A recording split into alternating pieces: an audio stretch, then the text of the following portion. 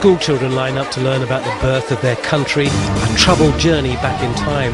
For many of these Bangladeshi youngsters, this is the first time they've come to know the details of what happened 37 years ago. A mobile museum has just started touring villages and schools, showing documentation and videos of the War of Liberation with Pakistan, when it is claimed up to 3 million people were killed. It's a subject which has largely been suppressed because of political reasons. These children are learning about the price this country paid for independence. But the ones who paid that price, the men and women in this country, are still being haunted by what happened to them 37 years ago. Butul Rani is a Hindu. She knows all about paying a price.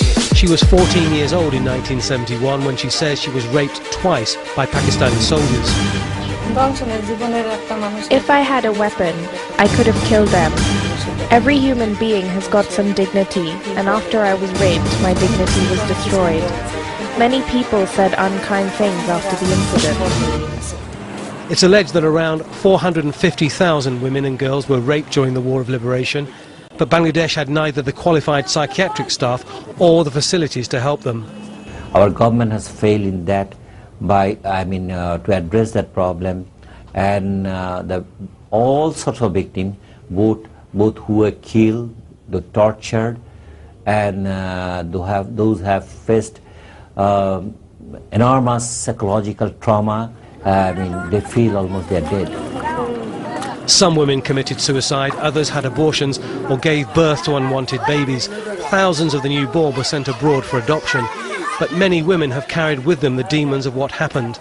Professor Hidayatul Islam is one of the few professionals who have treated victims since 1971. These are events in life which will continue to affect them throughout their life, even though some have adjusted. Those memories are always present for this woman.